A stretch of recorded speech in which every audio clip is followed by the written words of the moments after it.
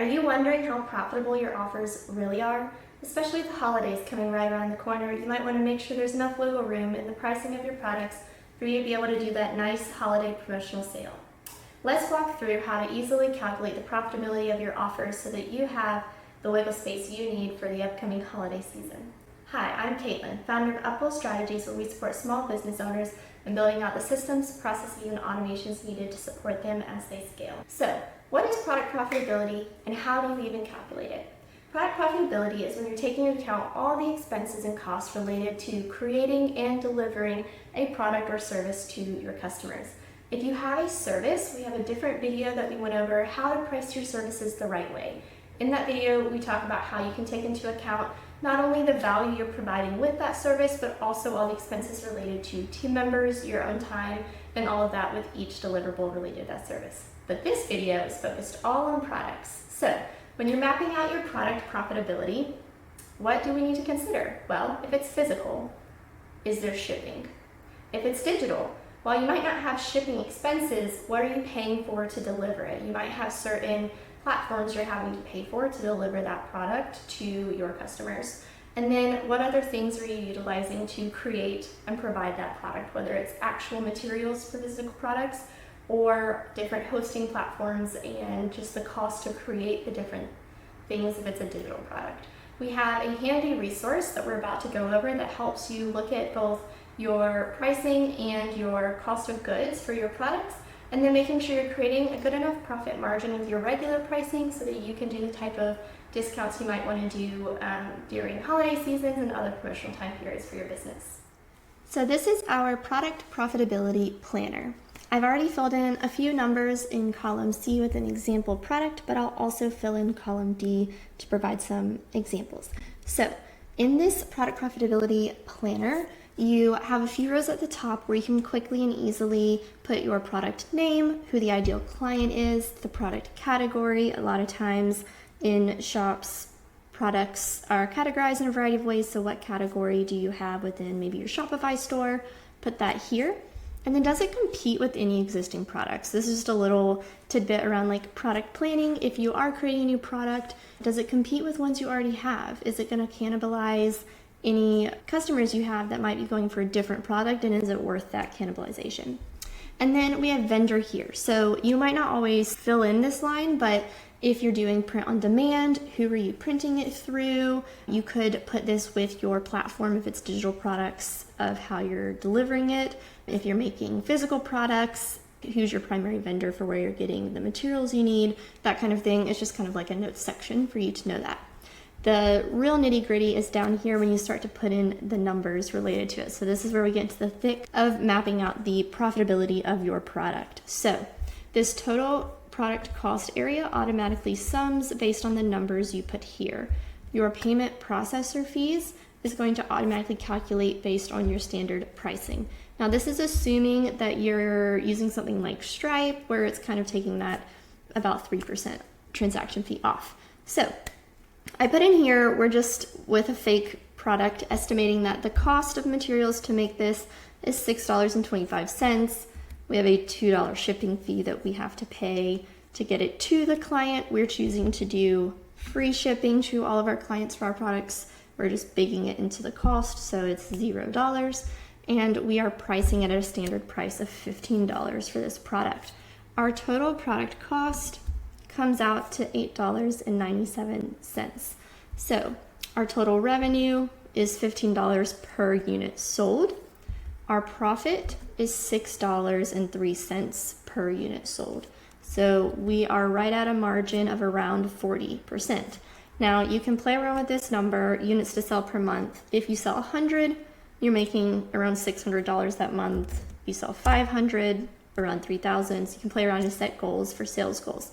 Now, let's say anniversary is coming up of your shops, you want to do a big sale, or maybe it's Black Friday, something like that. Let's make sure that whatever discount we're doing makes sense. Like a lot of times around Black Friday and stuff, you'll see people do big 40%, 50% off. Well, in the case of this, if we did 50% off, you're actually losing money. You're losing $1.47 per product, and if you sell 100, you're losing money. Now, sometimes people will intentionally discount a specific product of theirs to where they are breaking even or losing money on it, because they know that that product drives people to their store, and while they're there, they'll also buy a multitude of other things. It's a little bit of a risky move. I only recommend it if you know you have the data to back up that decision. Otherwise, you want to make sure that the discount you're offering keeps you profitable for every unit sold. So we're going to bump this down to 200 just for comparison, and we're going to change this to 20%.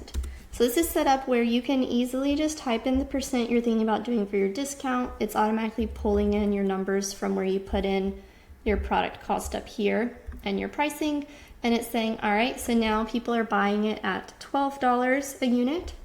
You're still making $3, and so you're around a 25.25% profit margin. And now you can see that how your monthly profit versus discount profit correlate. So obviously this number will be lower because you've discounted at 20%.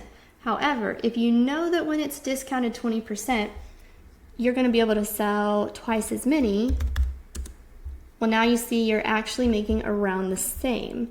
So then you have to decide, is it worth doing the discount, assuming that we'll probably double our sales for me to make the same amount, or should I just leave it at its usual pricing and not discount it? Well, there's some pros and cons there. There's a lot of work that goes into a big promotion and marketing it and promoting it to your audiences, but also that's twice as many people coming to your store, interacting with your store, buying products, and ideally loving that product and then coming back to buy more in the future. So you just kind of have to play around with the logistics of it and see if it's worth your time and resources to try to do that type of big promotion, and if you have some data to kind of back up if you know that these customers will come back for more. So we're going to do another example over here. Let's assume this is an example digital product. So you don't necessarily have a lot of product costs related to like actual materials you're buying, but maybe you're paying a subscription fee for like a hosting platform for your course, or you're paying maybe either price per product or a monthly subscription fee for some sort of delivery of these digital products.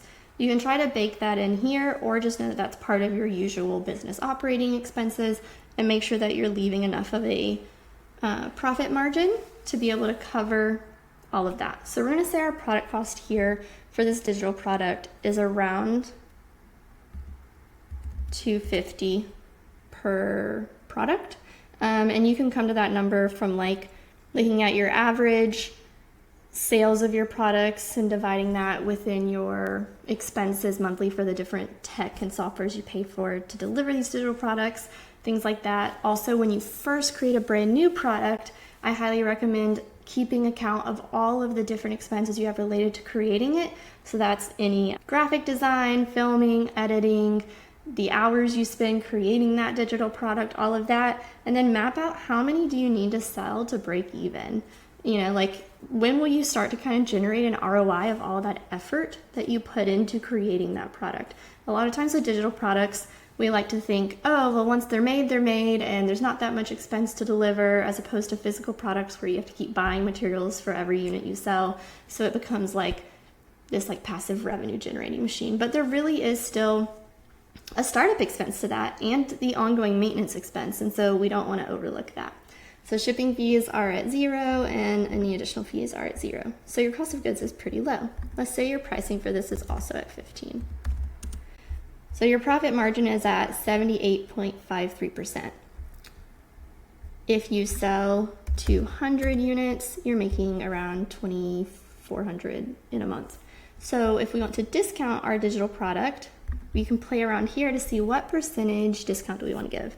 You can start with 20% like before, dropping it to 12, you still have 73% profit margin. If you think you'll double your sales with the 20%, you'll see you're now making $3,500 as opposed to the $2,356. So even with this discount and the doubled number of sales, you're now making more money. So you can also play around and say like, oh, I know in my shop, once I get an initial sale of product A, people almost always come back for product B and product C. So we're going to be generous and do 50%. You're gonna make less money than your regular, but if you feel comfortable with that data and you have the resources to put towards promoting it and making sure that you do truly double your number of sales with this 50% promo, go for it. Like, you're still, generating a 57% profit per unit sold. So like, you're doing great. So we have found that for ourselves and for our clients, this tool is super helpful when trying to decide, okay, we want to do a big promotion, like how much can we discount things, or should we even discount things? And so while this isn't looking at the full picture, it's just looking at your cost of goods in relation to your standard pricing and what you truly can discount, you want to make sure that you're also taking into account like some data and analytics around your customer buyer behavior. And then taking into account that, with this tool, you'll be able to really begin to build out super robust and strategic promotional discounts throughout the year. If you're interested in using the tool we use today, it's available on our website in the Visionary Vault. It'll be shared in the description below. Please subscribe to our channel for more tips and trainings as we release more videos.